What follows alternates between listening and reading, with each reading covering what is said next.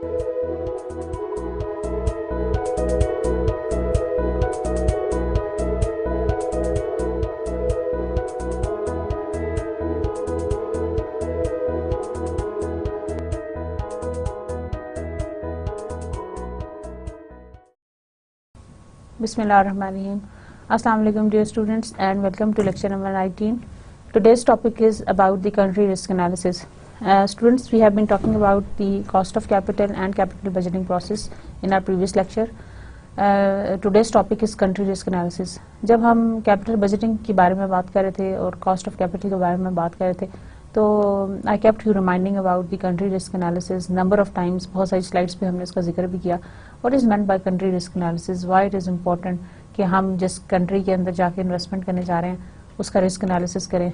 Why is it so कि हमारे लिए वो इतना imperative है to look at all the factors that are going to affect our business in that particular country. That is the basically objective of today's lecture. Country risk analysis हम क्यों करते हैं, उसकी क्या वजूहात हैं, what are the underlying reasons, why do we do it, or why it is compulsory and why it is imperative to perform this analysis.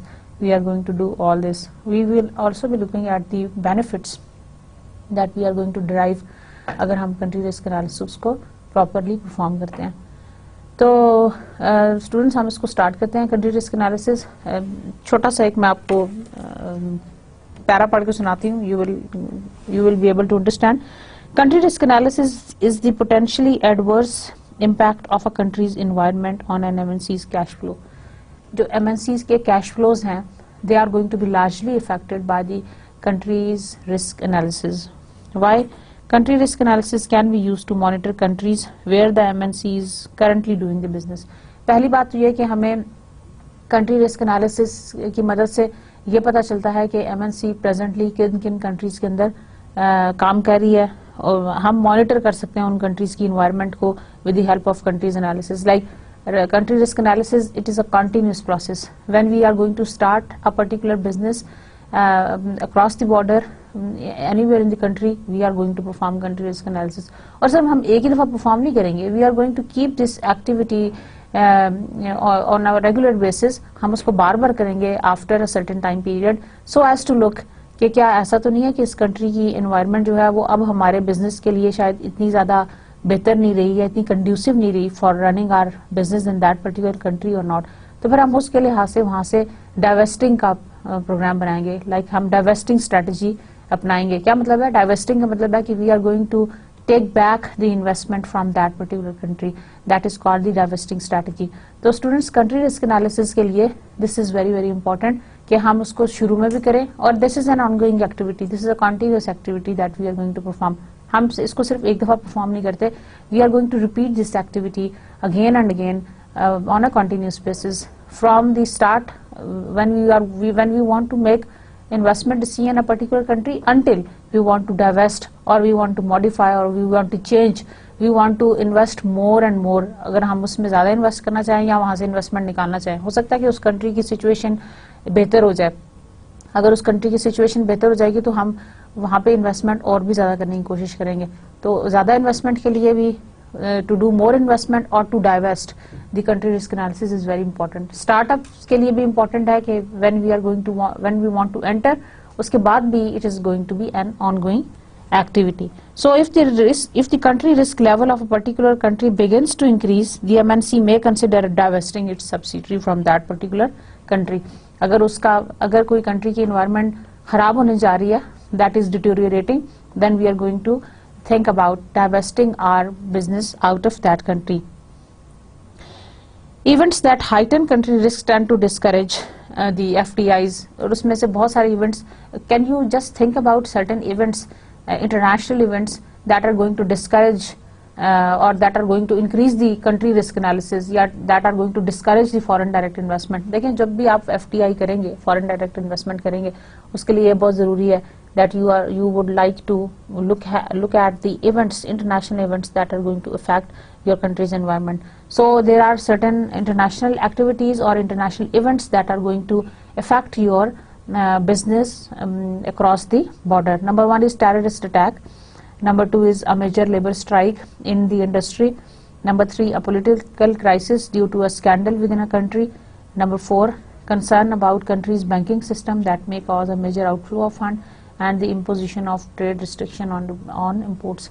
So it can be the governmental, it can be any outside, it can be across the border, it can be general, it can be industry specific, it can be any other thing that is going to affect your investment.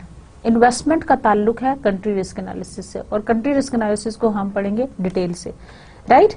So any of these events could affect the potential cash flow to be generated by an MNC और the cost of financing projects and therefore affect the value of an MNC. तो हमारी जो financings हैं जो project की, they are going to be affected by all these factors. जब जैसे हम सब्सिडरी ओपन करना चाह रहे हैं, that is a project. Subsidiary के अंदर इन्वेस्टमेंट को ज्यादा करना चाह रहे हैं, that is a project.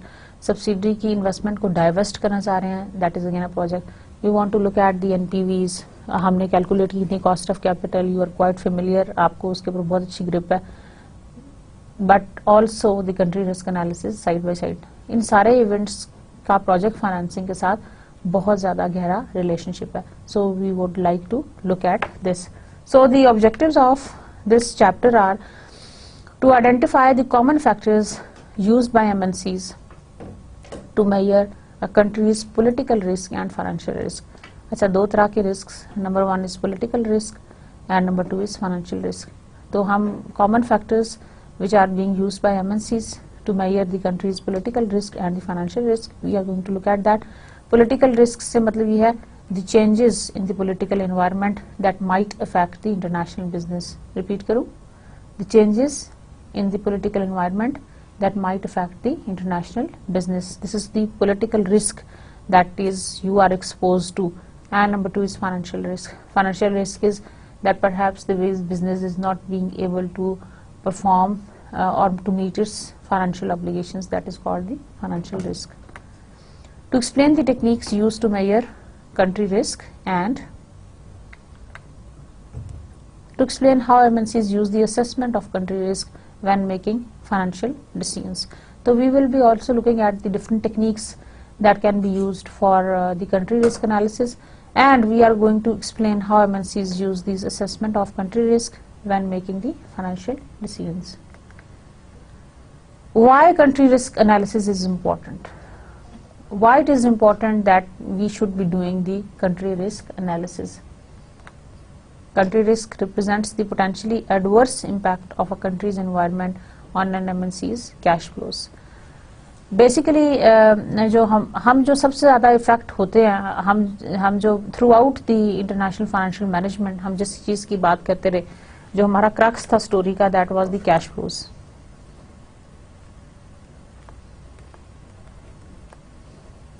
So the values of these cash flows, they are going to be affected by either the cost of capital, by opting the wrong technique, और हम जो country risk analysis करते हैं वो भी हम इन्हीं cash flows को देखने के लिए कि इसके ऊपर कोई negative या adverse impact ना आए. हमने जितनी भी hedging techniques पढ़ी हैं, जितने भी हमने अभी तक measures पढ़ी हैं to flourish our business across the border in the international environment, we were looking at the cash flows. हम हमेशा कैश फ्लो से ही कंसर्न रहे हैं. We were very much interested in the cash flows, और cash flows की value कम ना हो और जो फर्म की वैल्यू है वो कम ना हो. अल्टीमेटली देखें, अगर कैश की वैल्यूज कैश फ्लोज की वैल्यू इफेक्ट होती है, उसके ऊपर एडवर्स इम्पैक्ट आता है, चाहे वो इंटरेस्ट रेट की वजह से आए, चाहे वो एक्सचेंज रेट की वजह से आए, चाहे वो किसी और फैक्टर की वजह से आए, चाहे वो रिस्क एनालिसिस कंट्री रिस्क की वजह से आए, that is all going to have a negative impact on our profitability. ज़ाहिर है कैश फ्लोज के ऊपर नेगेटिव इम्पैक्ट आएगा तो अल्टीमेटली प्रॉफिटेबिलिटी पे आएगा. जब प्रॉफिटेबिलिटी के ऊपर आएगा तो ultimately it is going to affect the value of a firm. तो हमने इस बात का ख्याल रखना है कि हमारे कैश फ्लोज के ऊपर कोई भी नेगेटिव इम्पैक्ट ना आए for this particular thing. So country risk analysis को भी हम इसी पर्सपेक्टिव में करते हैं, that it is not going to adversely impact the cash flows of our business. So basically that is what is underlying. Why country risk analysis is important? It can be used, number 1, to monitor countries where the MNC is currently doing business. पहले तो हम monitoring के लिए इसको use करते हैं. Monitoring means के let's say आपका एक MNC है, हेड ऑफिस है, और आपकी सब्सिडरीज लेट्स से 4 और 5 डिफरेंट कंट्रीज में लोकेटेड हैं। अब आपने ये देखना है कि हमारी subsidiary A B C D, जहां पे आपका लेट्स से ये पेरेंट कंट्री है एंड दीज आर सब्सिडरीज, ये आपकी 4 सब्सिडरीज हैं, ठीक है ना। फाइनेंसिंग आप अप्रोच जो भी लें, पेरेंट से, होम से, जो भी आपका क्राइटेरिया आप उस तरह से ले रहे हैं। अब ये जो पेरेंट है दे आर बेसिकली कंसर्न कि जो कैश फ्लोज हैं वो इफेक्ट ना हो, ठीक है ना। अब ये जो कंट्री रिस्क एनालिसिस है that is being performed by this MNC for all these subsidiaries, के इन सब सब्सिडरीज के अंदर जो बिजनेस हमारे हो रहे हैं वो किस तरह कैसे जा रहे हैं। कंट्री ए का भी हम रिस्क एनालिसिस करेंगे, बी का भी, सी का भी और डी का भी। हम मॉनिटर करना चाहते हैं कि क्या हमारा जो बिजनेस है दैट इज फ्लरिशिंग गुड और that is improving in country A और बी सी डी। हम इनको आपस में भी कंपेयर करेंगे और वैसे भी अदरवाइज भी कंपेयर करेंगे। Then we will look at the strategies कि हमने क्या इसके अंदर और इन्वेस्टमेंट करें या ना करें या वहां से डाइवर्स्ट कर लें। These are the issues. So as a monitoring device, number 2 is as a screening device. Screening device का मतलब यह है टू स्क्रीन आउट कि अगर हमारे पास लेट से 4-5 कंट्रीज हैं, let say country A B C D दोबारा ले लेते हैं, और हम उनमें से स्क्रीनिंग करना चाह रहे हैं कि which one is better for the investment for our business. हमारे बिजनेस के लिए इनमें से कौन सा बेहतर है, कौन सा कंड्यूसिव है, कहाँ पे हमारी टारगेट मार्केट बेहतर है, कहाँ की पॉलिटिकल एंड लीगल कंडीशंस बेहतर हैं, कहाँ पे जो पॉलिटिकली और लीगली स्टेबल कंट्री है हम वहां पे जाके अपना बिजनेस करें। कौन सा इन कंट्रीज में से टेक्नोलॉजिकली एडवांस है। अगर हम कोई प्रोडक्ट ऐसी लेके जाना चाहते हैं जो कि टेक्नोलॉजिकल ड्रिवन है, लाइक जिसका ताल्लुक टेक्नोलॉजी के साथ है, तो क्या हम ऐसा इन कंट्रीज के अंदर हम स्क्रीनिंग करके ये देखेंगे कि which one is better, which one is worth to conduct business, right.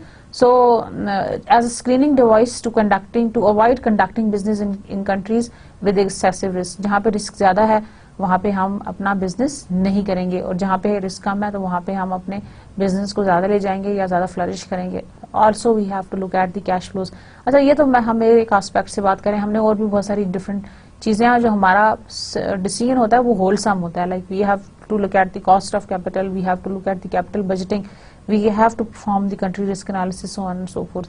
लेकिन सबसे पहले ये होता है, उसके बाद बाकी सब चीजें होती हैं, कॉस्ट ऑफ कैपिटल हो गया या बाकी के जो डिसीजन है। To revise its investment or financing decisions in the light of recent activities, so we are going to revise investment or financing decisions in the light of recent events। अच्छा, number 1 was monitoring, number 2 is screening and number 3 is revising। Revising का मतलब है कि हम अपनी investment और financing decisions दोनों को हम रिवाइज करेंगे in the light of recent events. Investment decisions को हम कैसे रिवाइज करेंगे? फॉर एग्जांपल, इन्वेस्टमेंट डिसीजंस को हम इस तरह रिवाइज करेंगे कि whether we would like to continue for this particular business in the same country और नॉट। और फाइनेंसिंग डिसीजंस को हम कैसे रिवाइज करेंगे? that whether we should go for the debt financing or for the equity financing, and from which country we would like to have the debt financing and from which country we would like to have the equity financing। और फिर हम उसमें से capital structure कैसा बनाएंगे? how much of the percentage should be taken from the parent country and how much percentage should be taken from the home country। so these are all the decisions that we are going to take, or we want to revise it from the investment and from the financing decision perspective। Okay जी, then is the political risk factors. Political risk factors जिसके अंदर जो है number 1 is attitude of consumers in the host country. Some consumers are very loyal to the locally manufactured products. अच्छा, before I start with this political risk factors, I would like to read it out for you। An MNC must assess country risk not only in countries where it currently does business, but also in those where it expects to export or establish subsidiaries। Several risk characteristics of country may significantly affect performance, and the MNC should be concerned about the likely degree of impact for each। The September 11, 2001 terrorist attack, जिसको हम 9/11 के नाम से याद करते हैं, on US heightened the awareness of political risk। So it was in 2001 जब ये जो political रिस्क के बारे में बहुत ज़्यादा all over the world, the whole globe, it was conscious about that. As one might expect, many country characteristics related to the political environment that can influence an MNC. An extreme form of political risk is the possibility that the host country will take over a subsidiary. अच्छा, जब हम subsidiary किसी दूसरे country के अंदर जाके बनाते हैं तो हम कभी भी ये नहीं चाहेंगे कि जो होस्ट कंट्री है वो उसको टेक ओवर कर ले. मतलब ये एक रिस्क है कि होस्ट कंट्री उसको टेक ओवर कर ले for good, for their own betterment. तो हमने जिसको इस पर्सपेक्टिव से बनाया था कि हम वहां पे जाके इन्वेस्टमेंट करें और वो फंड्स को रेमिट बैक करें to the home country, to the parent country, right. In some cases of expropriation, some compensation, the amount decided by the host country government is awarded. In other cases, the assets are confiscated and no compensation is provided. यानी कभी कभार ऐसा होता है कि assets को भी confiscate किया जा सकता है. पॉलिटिकल रिस्क, मतलब ये मैं आपको एक्सट्रीम सिचुएशंस बता रही हूँ. If political situations go worse और वो आपके अगेंस्ट चली जाएं, अनफेवरेबल हो जाएं, तो आइदर टेक ओवर हो जाएगा, host government can take over that, या फिर ये कि वो आपके एसेट्स को कन्फिस्केट कर देंगी. These are the possibilities, right. So here are the following some common forms of political factors जो हम explain करेंगे one by one. As you can see, number one is the attitude of consumers in the host country. अच्छा students, हर country के अंदर, host country के अंदर एक उसका अपना कल्चर है, उसकी वैल्यूज हैं, बिलीव्स हैं, नॉर्म्स हैं जिनको लेके वो आगे चलते हैं और उन्हीं से उनके एटीट्यूड्स बिल्टअप होते हैं. लाइक आपका रिलीजन है, आपका ब्रॉटअप है, ये सब चीजें मिक्स करके, ट्रेडिशंस हैं, ये सब चीजें मिक्स करके आपके एटीट्यूड्स बिल्ड करती हैं और वहीं से पर्सनैलिटीज बनती हैं, वहीं से आपकी चॉइसेस बनती हैं. So you go for that. Attitudes आपके जो कंज्यूमर्स के हैं वो हर कंट्री के डिफरेंट होंगे. For example, if you look at Malaysians, they have a different attitude as compare to Pakistanis.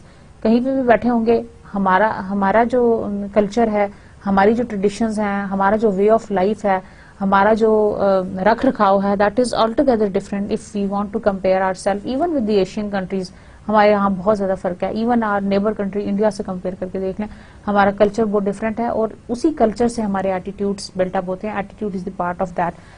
तो कुछ कंट्रीज के अंदर ऐसा होगा कि some consumers are very loyal to the locally manufactured products. आप कहेंगे कि हमारे यहाँ तो लोग इम्पोर्टेड प्रोडक्ट्स को ज्यादा पसंद करते हैं. अब आपको बात समझ आ रही होगी. देखें, फॉर एग्जाम्पल, जैसे पाकिस्तान में यूजुअली ये परसेप्शन है, if I am not wrong, that is my own experience, perhaps yours might be different, कि लोग जो है वो इम्पोर्टेड प्रोडक्ट्स को ज्यादा प्रेफर करते हैं या पसंद करते हैं. ये कहते हैं कि नहीं, वो क्वालिटी वाइज बहुत अच्छे होते हैं. ऐसा क्यों है?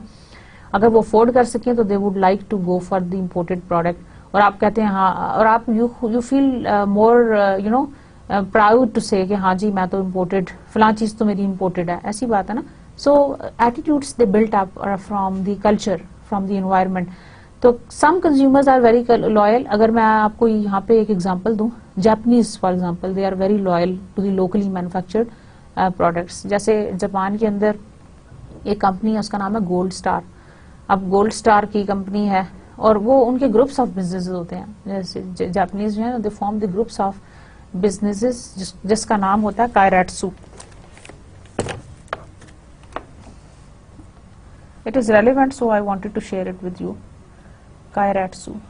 Kairatsu is the small group of businesses जो जापानीज बनाते हैं. उसके अंदर ये होता है कि जैसे दे आर मैन्युफैक्चरिंग, जैसे इलेक्ट्रिकल अप्लायंसेस अगर बना रहे हैं तो वो होम अप्लायंसेस भी बनाएंगे, दूसरे भी बनाएंगे, and large range of activities. जैसे अगर मैं आपको एग्जांपल दूं कि जिस रूम में बैठे होंगे, जो एसी चल रहा है वो भी गोल्ड स्टार का है, पंखा भी गोल्ड स्टार का है, कंप्यूटर भी गोल्ड स्टार का है, certain other home appliances which are being used, TV भी गोल्ड स्टार का है, फ्रिज भी गोल्ड स्टार का है. Whatever the attitude, whatever the liking of that particular companies, वो तकरीबन एक, इसको हम कहते हैं कायरेट्सू. कायरेट्सू मीन्स कि ग्रुप ऑफ बिजनेसेस जो है वो किसी एक का ओनर है और फिर बाकी उसने ग्रुप्स ऑफ बिजनेसेस को चला रहा है. अब जैसे मैंने आपको एक गोल्ड स्टार की एग्जांपल दी, तो एक यू नेम अ थिंग और हर चीज उसी कंपनी की होगी. People are very very loyal to that particular brand और टू दैट पर्टिकुलर प्रोडक्ट और अपनी होस्ट कंट्री की प्रोडक्ट्स को. हमारे मुल्क में भी स्टूडेंट्स बहुत सारी ऐसी चीजें हैं जहाँ पे हम शायद इम्पोर्टेड चीजें इस्तेमाल करना प्रेफर ना करें। फॉर एग्जांपल, जैसे मैं आपको शुरू में कह रही थी कि शायद हम कुछ चीजें ऐसी होंगी जिसमें हम लोकली मैन्युफैक्चर्ड प्रोडक्ट्स को प्रेफर करेंगे, और कुछ चीजें इवन ऐसी भी होंगी जिसमें हम इम्पोर्टेड को प्रेफर करेंगे। फॉर एग्जांपल, अगर आपसे मैं ये पूछ लूं कि आप जिस तरह खानों में जो मिसालें इस्तेमाल करते हैं, अगर आपको वो इम्पोर्टेड मिसालें दे दी जाएं तो perhaps you would not like to use that. जो हमारे ट्रेडिशनल लोग हैं, they would like to use the local products in that particular area. थोड़ा सा वो भी वैरायटी, वो भी थोड़ा सा डिफर करता है कि what kind of a product you want to use. लेकिन जो मैं आपको यहाँ पे एग्जांपल दे रही हूँ ये कि some consumers they would really like to use the locally manufactured products, and especially when they are quality conscious and the local products are providing the equal quality. For example, अगर आप मुझसे पूछें कि local products में अगर हम local products की बात करते हैं तो शायद I would go for the local products of the textile of Pakistan, जिसके ऊपर made in Pakistan लिखा होता है, and I believe कि वो जो quality wise है they are much better as compared to the textile of some other country. तो ये भी कुछ चीजें जो है ना वो भी बड़ी इंपॉर्टेंट है। अच्छा, a mild form of political risk, ये जो एक पॉलिटिकल रिस्क है to an exporter is a tendency of the resident to purchase only the locally produced goods. For example, if you want to export certain things to a particular country, लेकिन वहां पे consumers का attitude ये है कि वो तो सिर्फ अपने ही मुल्क की बनाई हुई चीज इस्तेमाल करना चाहेंगे। फॉर एग्जांपल, अगर हमारे मुल्क में कोई और कंट्री यहाँ पे लेट्स से अगर Malaysia wants to export their readymade garments to our country, तो हम कहेंगे कि नहीं, हम तो अपनी पसंद करते हैं। It is just like that. Even if the exporter decides to set up a subsidiary in the foreign country, this philosophy could prevent its success. All countries tend to exert some pressure on consumers to purchase from locally owned manufactured. In the US, consumers are encouraged to look for the made in USA label. ठीक है ना? MNCs that consider entering a foreign market or have already entered the market must monitor the general loyalty of the consumer towards locally produced products. If consumers are very loyal to the product, a joint venture with the local company may be more feasible. यानी अगर वहाँ के consumers का attitude ऐसा है कि they are more loyal towards the local product, तो फिर आपके लिए बेहतर ये है कि आप वहाँ पे किसी local company के साथ joint venture कर लें और फिर आप उस business को run करें। इस तरह ये हुआ कि जो आपके जो लोकल लोग हैं they would definitely buy those products because they were more driven towards purchasing the local products. So ये आपके लिए बेस्ट स्ट्रैटेजी होगी being a business investor, जो अगर आप बाहर जाके एंटर होना ही चाहते हैं तो एक्सपोर्ट करने के बजाय बेहतर यह है कि आप जॉइंट वेंचर कर लें उस किसी लोकल कंपनी के साथ उसी कंट्री के अंदर। So that can be the best idea. So मैंने आपको जब जापान की एग्जांपल दी, मैंने इवन आपको पाकिस्तान की एग्जांपल दी, एटीट्यूड्स की एग्जांपल दी कल्चर के हवाले से कि attitudes they built up and they are being built up from our culture, हमारे कल्चर से, हमारी अपब्रिंगिंग से और इन सब चीजों से बिल्ड होते हैं। Now the actions of host government. Actions of host government. The host government may impose special requirements or taxes. The host government may impose special requirements or taxes. कभी कभार ये भी होता है जो actions of host government हैं, they are extremely important because you are entering into the international business and you are opening up a subsidiary over there, या joint venture बना रहे हैं या export कर रहे हैं, whatever जो भी form है। अब वहाँ पे जो होस्ट गवर्नमेंट के एक्शंस हैं, they are extremely important for you because you want to invest in that. तो पहला उसमें यह है कि special they may impose special requirements और टैक्सेस। उनकी कुछ स्पेशल रिक्वायरमेंट्स भी हो सकती हैं और स्पेशल टैक्सेस भी हो सकते हैं, specifically for those who are taking in the foreign direct investment. They may restrict fund transfers, जैसे हमने ब्लॉक फंड्स पढ़े थे कि आपने रेमिट बैक करने हैं स्मॉल परसेंटेज और अ वेरी लार्ज परसेंटेज। कुछ कंट्रीज के अंदर बहुत ज्यादा रिस्ट्रिक्शन है कि you have to reinvest that. अगर आपको याद हो, हमने कैपिटल बजटिंग के अंदर ब्लॉक फंड्स के हवाले से एनपीवी की वैल्यू को देखा था कि how it is going to be affected. And subsidize local firms, subsidized local firms, they are also going to affect. MNCs can also be hurt by a lack of restrictions such as failure to enforce copyright laws. So MNCs can also be hurt by a lack of restrictions such as failure to enforce copyright laws. ये भी एक बहुत बड़ी reason है. For example, In 2004, the Chinese government enacted a law requiring computer chips to include security technology that is licensed by Chinese firm. In addition, China imposes a 17% tax on computer chips sold there, but provides a rebate of up to 14% for chips produced locally. This may discourage chip manufacturers such as Intel and Broadcom from selling chips in China. अब देखें उन्होंने अपने local जो chips हैं, computer chips हैं, उनको encourage किया for selling, और जो बाहर से आने वाली हैं उनके ऊपर रिस्ट्रिक्शंस लगा दी हैं. इसलिए इस तरह की जगह के ऊपर दिस में discourage chips manufacturer such as Intel and Broadcom from selling chips in China. इस तरह के एक्शन से मतलब इंटेल और इनको ये पहले ही समझ जाना चाहिए कि this business is not worth of be conducted in that particular country. Some MNCs use turnover in government members or philosophy as proxy for the political risk. While this can significantly influence the MNC's future cash flows, it alone does not serve as a suitable representation of political risk.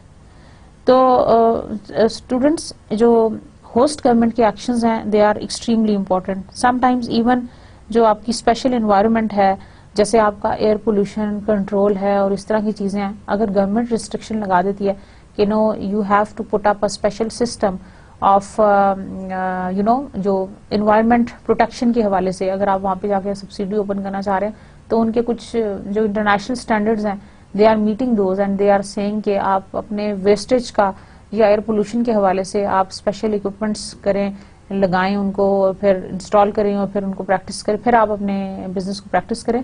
तो it is going to be again a kind of a restriction or a kind of a you can say a barrier or a kind of you can say a requirement from the host government जिसको आप meet करना ही पड़ेगा in order to start up your business over there. So another example is बिल्कुल जो actions of host government से related है, please गौर से सुने. In March 2004, antitrust regulator representing the European Union countries decided to fine Microsoft about 500 million euros for abusing its monopolistic position in computer software. इन्होंने उनको fine लगाया antitrust regulators ने representing the European Union countries Microsoft को 500 million euros का. और किस वजह से? For abusing it's monopolistic position in the computer software. They also impose restriction on how Microsoft can bundle it's Windows media player. They also impose the restrictions on how Microsoft can bundle it's Windows media player in its portable computers sold in Europe. Microsoft argued that the fine is unfair because it is not subject to such restriction in its home country, the US. Some critics argue, however, the European regulators are not being too strict, but rather than the US regulators are being too lenient.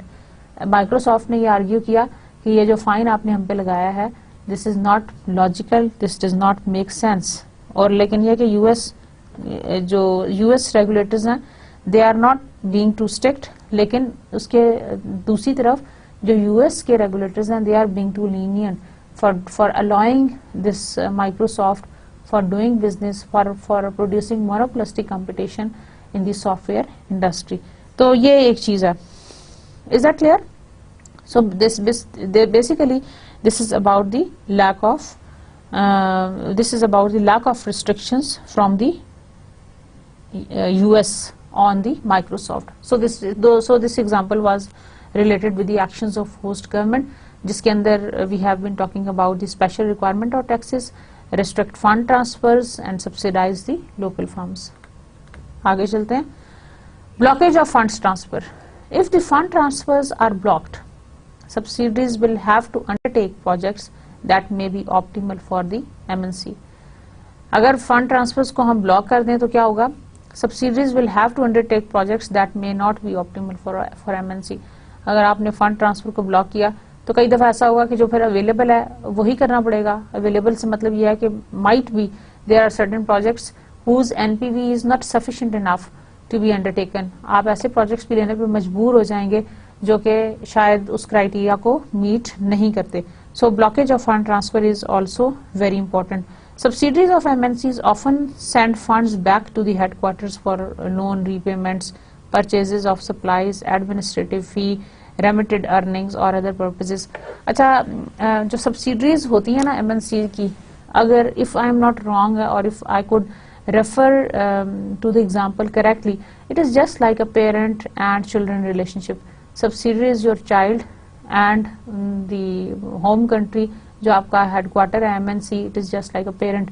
अब subsidiary चूंकि उसका child है तो जो कुछ भी वो कमाएगा वो उसको देगा असूलन, ठीक है ना. Why? Because parent is already burden, they have to pay to the supplier the MNC, they have to pay to the purchase of supplier, administrative fee pay करनी है, रेमिटेड अर्निंग्स और for some other purpose loan repayments करने हैं. हो सकता है आपने बच्चे को उसने लोन लेके पढ़ने के लिए बाहर भिजवाया, अब उस बच्चे का ये फर्ज है कि वो जो कुछ भी कमाए वो अपने पेरेंट को वापस करे ताकि उसके पेरेंट्स लोन को रीपे करें. Getting my point? समझ आ रहा? So the best relationship that I could mention it for you is that MNC का relationship with the subsidiary is just like a parent-child relationship, and the child has to pay off what the parent was expecting out of him. Parent ने ये expect किया कि subsidiary is going to run its own business across the border और वो जो कुछ भी कमाएगा उसको वापस भेजेगा, so as to कि supplier को वो वापस कर सके, लोन की repayments कर सके, etc. So it is about the blockage of funds transfer. So in some cases a host government may block fund transfer. कभी कभार ये होता है कि host government जो है वो funds को block कर देती है, which could force subsidiaries to undertake projects that are not optimal just to make use of funds. अब हमारे पास जो अगर उन्होंने block कर दिए funds तो हमें अब उस फंड को वहीं पे इस्तेमाल करना पड़ेगा, और हो सकता है कि हम उसको ऐसे प्रोजेक्ट के अंदर इस्तेमाल कर रहे हैं जो कि हमारे लिए वर्थवाइल ना हो. Alternatively, the MNC may invest the funds in local securities that provide some return while the funds are blocked, but this return may be very inferior to what could have been earned on the funds remitted to parent. मतलब वो हो सकता है कि like it is just opting for the choice that you are going to have. हो सकता है कि उस वक्त होस्ट कंट्री के अंदर कोई ऐसी अवेलेबल ऑप्शन ही ना हो या कोई ऐसी बेहतर ऑप्शन ना हो जिससे आप अच्छा रेवेन्यू जनरेट कर लें, तो आपको मजबूरन वहां पे री इन्वेस्ट करना पड़ेगा. That is what is basically the blockage of funds transfer, जिससे कई दफा पेरेंट का ज्यादा नुकसान हो जाता है. वाई MNC का ज्यादा नुकसान हो जाता है? उसकी रीजन ये है कि होस्ट गवर्नमेंट के अंदर हो सकता है कि सिचुएशन इतनी अच्छी ना हो, इतनी कंड्यूसिव ना हो from the point of view of investment. Then is the currency inconvertibility. Currency inconvertibility. The MNC parent may need to exchange earnings for goods if the foreign currency cannot be changed into other currencies.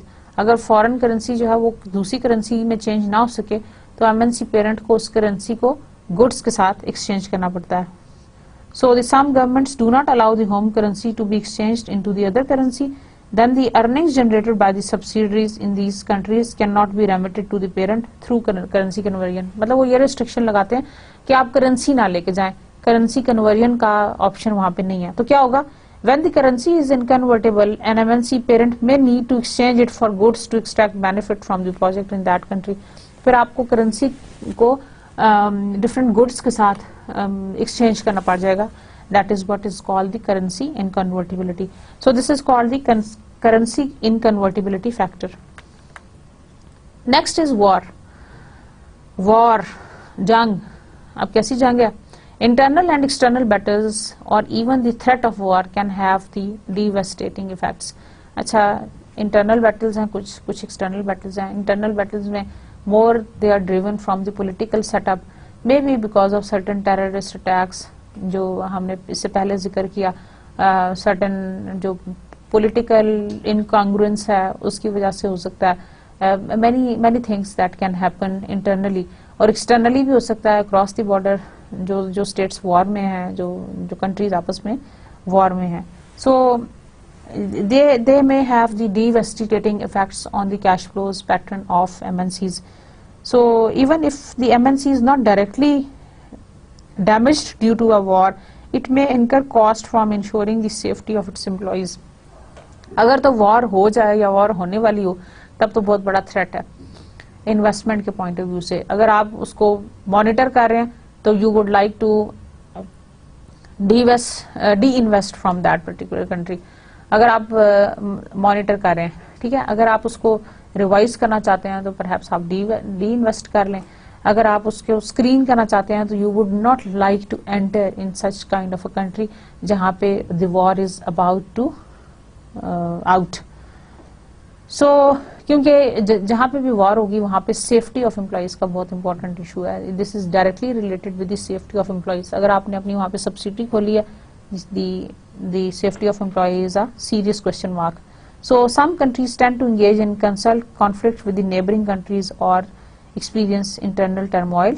This can affect the safety of employees hired by an MNC's subsidiary or by the salespeople who attempt to establish export markets for the MNC.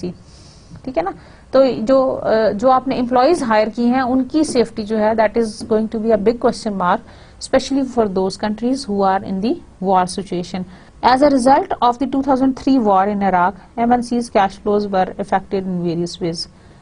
Basically students, हम ये चाहते हैं कि हमारे cash flows effect ना हो। MNC के business में, मल्टीनेशनल बिजनेस में हमारा सबसे जो सीरियस कंसर्न है वो ये है कि हमारे कैश फ्लोज इफेक्ट ना हो। यही हमारा सबसे बड़ा चैलेंज है। So as a result of the 2003 war in Iraq, MNC's cash flows were affected in various ways. The war caused friction between the US and some countries in the Middle East. US और Middle East की कुछ countries के दरमियान में friction आ गई. Consequently, MNCs faced the possibility that their building or offices overseas might be destroyed and their employees might be attacked. मतलब फिर उनको ये खतरा हो गया, उनको ये fear हो गया, उनको ये डर हो गया कि उनके एम्प्लॉइज या उनकी जो बिल्डिंग्स हैं जो बाहर के मुल्कों में, they might be destroyed and their employees will not be very very safe. Furthermore, demand for US products and services by the consumers in the Middle East declined.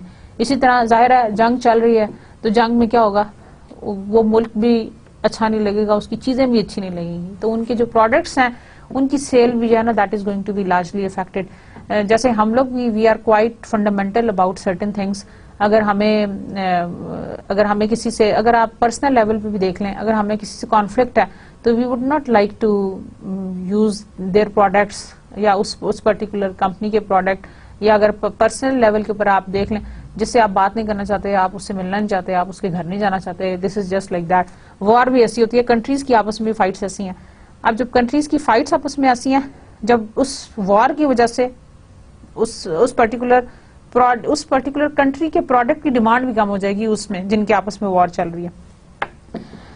So the demand for the US products and services by the consumers in the Middle East declined. In addition, because of the friction between the US and the France over how the situation in Iraq should be handled. French demand for some products produced by US-based MNC also declined. To a lesser extent, there were protests by the citizens in other countries, which could have reduced the demand for products produced by US firms. This form of country risk analysis is not limited to the US-based MNC. अब ये सब हम US के perspective में बात नहीं कर रहे, मैं आपको सिर्फ ये example दे रही हूँ, which can be equally applied to every country and to the relationships of rest of all the over world among countries. Friction periodically arises between many countries. Just as French consumers reduced their demand for US products during the war, US consumers reduced their demand for French wine and reduced their travel to France. US ने France के products इस्तेमाल करने कम कर दिए और France ने US की products इस्तेमाल करनी कम कर दी. The French government tourist office estimated that the revenue received in France due to US tourism in 2003 was about $500 million less in the previous year. तो जो टूरिज्म इंडस्ट्री है that is going to be largely affected. Tourism industry भी students बहुत ज़्यादा count करती है on the relationships among countries. अगर relationships among countries अच्छे नहीं है तो tourism industry is not going to flourish. Especially जो आपने revenue उस particular country के tourist से आपने receive करना था, that is going to be largely affected. So the wars, they are going to be largely affected by this thing. अच्छा, even if the MNCs were not directly affected by various protests, there was substantially uncertainty about how the war might affect MNCs by weakening economic conditions. अच्छा, अगर इनमें से कुछ भी ना हो ना, लाइक अगर कंज्यूमर की प्रोडक्ट की डिमांड भी कम नहीं हुई और बाकी रेस्ट ऑफ ऑल सेफ्टी भी सिक्योर रही है, द एम्प्लॉइज वर सिक्योर, उनकी बिल्डिंग्स भी ठीक रही हैं, फिर भी एक थ्रेट है कि ऐसा ना हो कि इकोनॉमिक कंडीशन वर्सन हो जाए और यहाँ से आपको अपना सेटअप उठा के शिफ्ट करना पड़ जाए back to your parent. So there was concern that oil prices would rise because of the possible destruction of oil wells, and higher oil prices have a direct impact on transportation and energy cost. ये जो Iraq war हुई थी, ज़ाहिर है they have the huge reservoirs of oil and oil wells, तो फिर उससे ये estimate किया गया कि इससे they are going to be largely affected, और oil से तकरीबन हर चीज़ की जो linkage है, वो oil prices के साथ जो linkage है हर चीज़ की, वो बहुत ज़्यादा हाईली लिंक्ड अप है. लाइक दे आर जो ट्रांसपोर्टेशन कॉस्ट हैं, एनर्जी कॉस्ट हैं, they are strongly built up, they are strongly related with the oil prices. आपको पता है अगर ऑयल प्राइसेस चेंज हो जाए तो ऑटोमेटिकली हर चीज़ जो है ना वो महंगी हो जाती है. Why? Because it is directly concern logistics and transportation की वजह से, because of the energy cost they are going to be increased. अगर हमारी ऑयल प्राइसेस हाई होंगी तो ये हमारा बहुत डायरेक्टली रेलिवेंट एक हमारा फैक्टर है that is going to affect that. Similarly अगर इकोनॉमिक कंडीशन खराब हो जाएगी बिकॉज ऑफ वॉर, या मैं आपको उसके अलावा बता रही हूँ, एक तो हमने ये देखा कि जब एकदम सडनली वॉर शुरू हो जाए तो एनवायरनमेंट एकदम से बहुत ज़्यादा स्केरी हो जाती है. एनवायरनमेंट में एम्प्लॉय की सेफ्टी नहीं रही, बिल्डिंग डिस्ट्रॉय हो गई, वो तो एक चीज़ होगी. उसके अलावा आपकी इकोनॉमिक कंडीशन है, और स्पेशली जैसे हम ये यूएस और इराक वाला जो सिनेरियो पढ़ें उसमें ऑयल प्राइसेस की एकदम से इंक्रीज, फिर इंटरेस्ट रेट्स, इकोनॉमिक कंडीशन जो है दैट इज इंटरेस्ट रेट आपका एक बहुत बड़ा अच्छा इंडिकेटर है. इंटरेस्ट रेट्स एकदम से आपके ना they are going to be affected. So higher interest rates were feared because of the substantial funded needing to finance the military spending. Military को ज्यादा स्पेंडिंग चाहिए, उसकी वजह से you might be expecting to have the higher interest rates.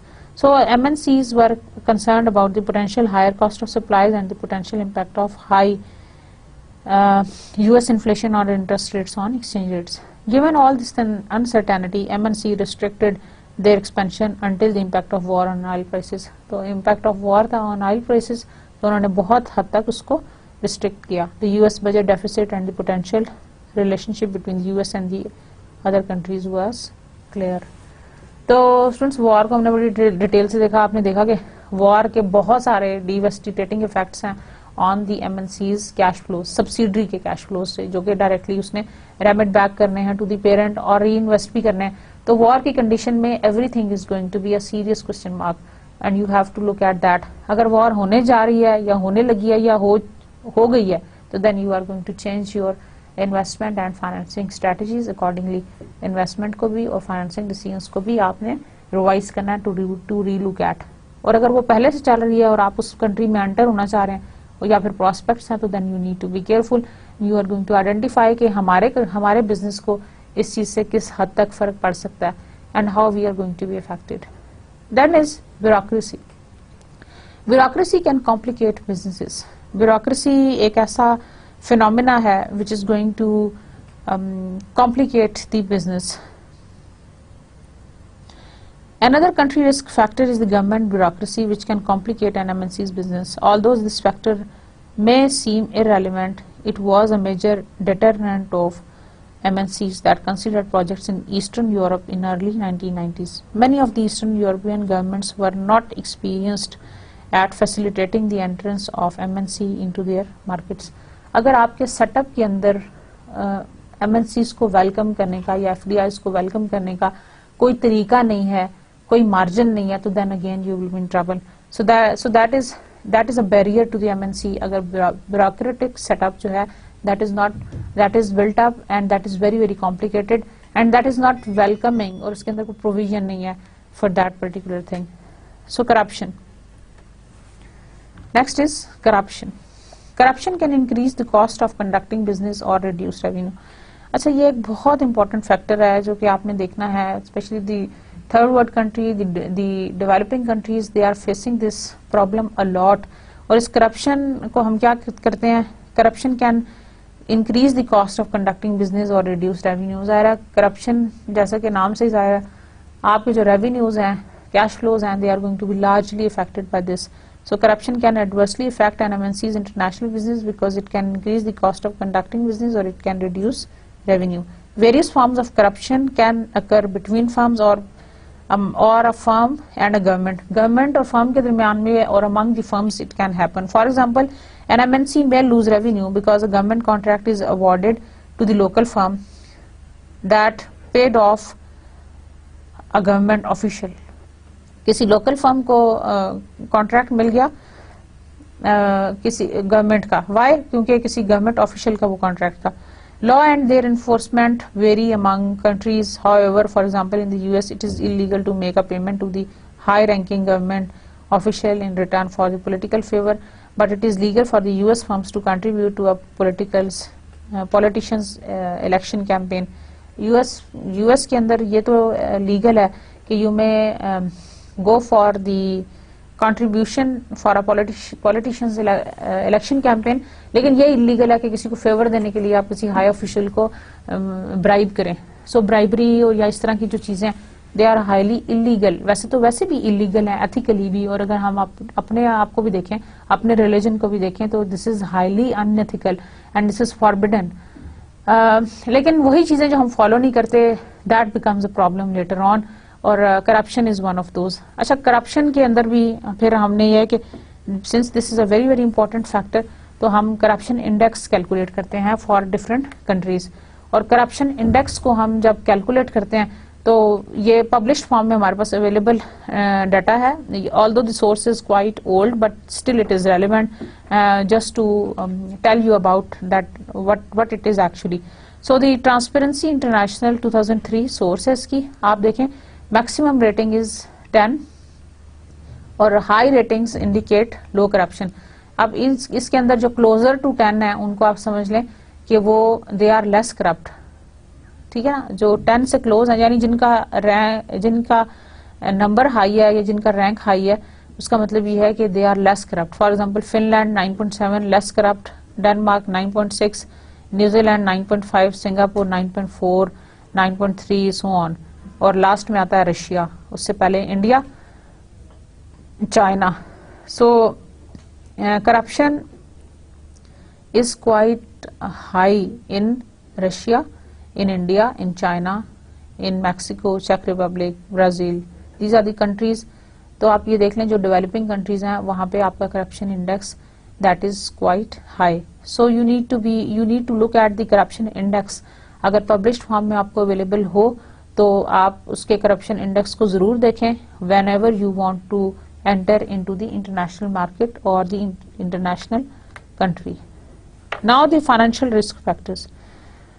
Financial risk factors, the current and the potential state of a country's economy is important since a recession can severely reduce demand. अच्छा, आपने ये भी देखना है कि उस country का economic cycle इस पर कैसा जा रहा है. इज इट इन दी ये दो उसके फेजेस हैं. एक आपका अपवर्ड स्विंग है, क्या इकोनॉमी बूम की तरफ जा रही है या क्या इकोनॉमी रिसेशन की तरफ आ रही है. अब इस इकोनॉमिक साइकिल में वो कंट्री किस जगह के ऊपर है. The current and the potential state of the country's economy is very very important since a recession can severely reduce demand. जब ये साइकिल जो है इकोनॉमिक साइकिल ये नीचे के साइड पे आ रहा होगा तो it is going to largely reduce the demand of certain products. A country's economic growth is dependent on several financial factors. किसी भी कंट्री की जो इकोनॉमिक ग्रोथ है that is dependent on many financial factors, जिसके अंदर कुछ बहुत important हैं, specially which are relevant to the multinational business setup, which includes interest rates, exchange rates, inflation etcetera. Interest rates, higher interest rate tend to slow the growth of an economy. अगर interest rates किसी economy में high होंगे तो it is going to slow down the economic growth of that particular country and reduce the demand of the MNC's product. Low interest rates often stimulate the economy and increase demand for the MNC's product. Exchange rates. Exchange rates can influence the demand for the country's export, which in turn affect the country's production and income level. A strong currency may reduce the demand for the country's export, increase the volume of product imports by the country, and therefore reduce the country's production and national income. Country की production और national income में फर्क पड़ेगा अगर उसकी currency week है. A very weak currency can cause speculative outflows and reduce the amount of funds available to finance growth for the business. तो हमारे पास अपॉर्चुनिटीज नहीं होंगी हमारे पास अगर हमारी करेंसी जो है वो वीक है. Inflation is very important. Inflation can affect consumers' purchasing power and therefore their demand for an MNC's goods. It also indirectly affects a country's financial condition by influencing the country's interest rates and currency value. A high level of inflation may also lead to the decline in the economic growth. किसी भी country का inflation rate अगर बहुत ज़्यादा high है, that is going to largely affect the country's economic growth.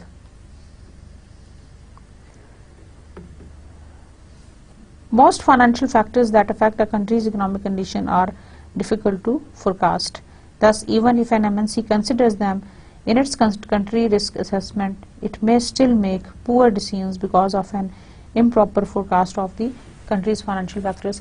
अच्छा, country के जो financial factors मैं आपको बता रही हूँ, such as interest rates हो गए, exchange rates and inflation, though there are methods to forecast all these financial factors, but still it is very, very difficult to forecast all these factors appropriately. Now the type of country risk assessments. हम country risk की क्या assessments हैं, उसकी क्या types हैं, how do we do it? Number 1 is the macro assessment and number 2 is the micro assessment. एक हम macro level पे देखेंगे और एक हम micro level पे देखेंगे. अब वो क्या है? A macro assessment of the country risk is an overall risk assessment of a country without considering the MNC's business. फिलहाल आप MNC के business को एक side पे कर दें and you are going to look at the bigger picture that how the macro assessment of the country risk is an overall risk assessment of a country without looking at the MNC business. आपने उस पूरे मुल्क की overall condition देखनी है, overall picture देखनी है. अब वो क्या है? A macro assessment model should consider both the political and the financial characteristics of the country being assessed. दो चीजें बहुत important है, एक है आपका financial और दूसरा आपका political. So macro assessment में we will be looking at the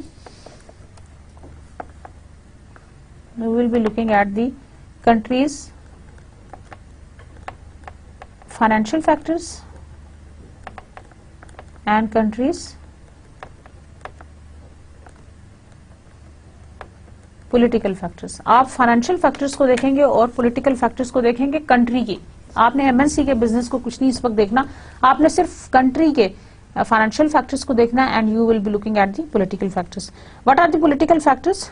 Political factors include the relationship of the host government with the MNC's home country government. उनका आपस में कैसा political relationship है, the attitude of people in the host country towards the MNC's government, उनका लोगों का क्या attitude है towards that, the historical stability of the host government, the vulnerability of the host government to the political takeovers and the probability of war between the host country and the neighboring countries. ये वो सारे students factors हैं जो हम इससे पहले political condition और war की situations के साथ हम पढ़ चुके हैं. These are the macro assessment factors जो कि हम करेंगे for that particular country जिसके अंदर हम enter होना चाह रहे हैं for doing the international business. Number 2 is the financial factors. What are the financial factors? The financial factors of a macro assessment model should include GDP growth, inflation trend, government budget level, interest rates, unemployment, the country's reliance on the export income, BOT, balance of trade, balance of payments, and foreign exchange controls. This is the list of financial factors could easily be extended to several pages. ये मैंने आपको सिर्फ इनमें से चंद बताई हैं कि आप large scale के ऊपर क्या कुछ देखेंगे, GDP देखेंगे, then inflation देखेंगे, government budget levels देखेंगे, unemployment देखेंगे, interest rates देखेंगे. ये वो major factors हैं that you are going to look at for the financial factors of a country's economy, which is the macro assessment. तो this macro assessment is very, very important, जिसमें हमने दो important चीजें पढ़ी. Number 1 is the financial factors and number 2 is political. Political में हमने वो सारे threats पढ़े, वो सारे factors पढ़े that were going to largely affect the political environment between the host government and the MNC. जबकि financial factors में वो सारे economic related variables and indicators पढ़े which are going to affect largely the economic model of that particular country. Now the micro assessment. एक आप बड़े lens से देखेंगे, फिर आप एक छोटे लेंस से देखेंगे. मैक्रो मीन्स कि आपने सिर्फ कंट्री को देखा, आप एक छोटा लेंस देखें और सिर्फ उस पर्टिकुलर जो एमएनसी का बिजनेस है उसके हवाले से देखें कि आप ये जो होस्ट कंट्री है, how it is conducive for doing business in our country. So the micro assessment of the country risk is the risk assessment of a country with respect to the MNC's type of business. So MNC का type of business, that is very very important to look at the MNC's the very own type of business. The overall assessment thus consists of macro political and macro financial and micro political and micro financial. Basically it is financial and political both at macro and micro level. Micro level पे क्या होगा? Micro level पे suppose for example, since Nike conducts a large amount of international business, it must monitor country risk in many countries. Nike should be affected by the country risk in several ways. First, a conflict between the US and a specific foreign country could cause either the foreign country's government or its people to vent their anger against a Nike subsidiary in that country. मतलब अब जो Nike का parent country है, अगर वो किसी और जगह पे जाकर सब्सिडी बनाना चाह रहा है, अगर उन दोनों कंट्रीज के दरमियान में आपस में कोई रिफ्ट चल रही है, तो again it is going to have the effect on the Nike's product sales in that particular country. Thus Nike could be a target simply because it is viewed as a US company. समझ आ रहा है ना? अब वो सिर्फ उसका ताल्लुक यूएस कंपनी के साथ है, तो इसलिए it can be affected even if all the employees at the subsidiary are local. यहाँ तक कि अगर सब्सिडरी के सारे लोग जो एम्प्लॉयज वहां पे काम कर रहे हैं वो लोकल हैं, लेकिन चूंकि उसका नाम जो है वो यूएस के साथ अटैच है, तो अगर यूएस कंट्री की उस पर्टिकुलर कंट्री के साथ कोई रिफ्ट है, तो देन अगेन जो उसकी प्रोडक्ट की सेल है that is going to be question mark. Second, a change in the foreign government could result in a new tax laws and the other restrictions imposed on subsidiaries of US firms or firm from any other country that are based there. Third, other local shoes manufacturers could possibly use government ties to impose more restriction against Nike so that they could have a competitive advantage in the country of concern. Fourth, Nike subsidiary could be adversely affected by other political problems that cause a deterioration in the economic condition in that country. Any of these events could cause an increase in the subsidiary's expense or a decline in its revenue. तो ये सब वो चीजें थी जिसका effect हो सकता है on the country, on particular products revenues. So these are very very important. Note that there is clearly a degree of sensitivity in identifying the relevant political and financial factors. अच्छा, आपने micro और macro दोनों पे देखने हैं, and then you need to identify which one is relevant to your setup. आपके setup के साथ क्या चीज रेलिवेंट है. So you need to identify the relevant political and the financial factors and to determine the relevant importance of each factor. And also ये जो macro और micro political and financial factors हैं, you are going to give the relative importance to each factor. So you need to determine the relative importance of each factor in that. पहली बात तो ये कि आप ये फाइंड करें कि relevant उनमें से कौन है, फिर उस relevant में से भी relative importance फाइंड करें. लाइक हमने अगर दो फैक्टर्स निकालें, एक की इंपॉर्टेंस 80% है और दूसरी की 20% है, तो we need to give them the percentages and then we are going to calculate the risk. Then predicting the values of the factors that can not be measured objectively. आप सब्जेक्टिव वैल्यूज को objective बना लें. Subjective का मतलब ये, for example मैं कहती हूँ you are good, that is a subjective statement. लेकिन अगर मैं कहना चाहूंगे गुड को कैसा कहना चाहिए कि आप ए ग्रेड स्टूडेंट हैं, बी ग्रेड स्टूडेंट हैं या सी ग्रेड स्टूडेंट हैं, तो then I make this statement in an objective fashion, right. तो हम सब्जेक्टिव को ऑब्जेक्टिव बनाने के लिए we give the numbers and values to that. So this is the objective assessment. Now we come to the techniques of assessing country risk. The checklist approach provides involves rating and weighting all the macro and micro political and financial factors to derive an overall assessment of the country risk. अच्छा, दो ही चीजें important थी assessment के अंदर. एक था आपका micro और एक था आपका macro. Micro political and macro political and micro political and macro political. Similarly macro financial and micro financial. These were very very important. हमने चेकलिस्ट अप्रोच बनाई विच इन्वॉल्व रेट किया उनको एंड देन वेट किया, उनकी rating क्या है और फिर उसकी रिलेटिव वेटेज क्या है, उसको आपस में मल्टीप्लाई किया and then we can calculate the risk assessment. We will be calculating it for you, don't worry, ये इतना ज्यादा मुश्किल नहीं है, but just to give you an idea. Another technique is the Delphi technique. Delphi technique says it involves collecting various independent opinions and then averaging and measuring the dispersion of those options. इसका मतलब यह है कि हम independent opinions ले लें. Usually these are the expert opinions that we take from those who can give us the clear idea what is happening or what is their opinion about the country's political and about the financial environment. और उसके हवाले से फिर हम उनको average करते हैं and then measure the dispersion of those options. This is called Delphi technique. तो students, we will be talking more about this in the next lecture. Hope you have enjoyed it. Country risk analysis is one of the very very important phenomena, one of the very very important topics जो कि आप international financial management में पढ़ते हो और जिसकी proper evaluation and calculation बहुत important है, especially when you are entering into a country for the screening, for monitoring and for revising. So dear students, this was all about country risk analysis. We will be continuing with the techniques in the next lecture. Inshallah, see you next time. Have a nice day. Allah Hafiz.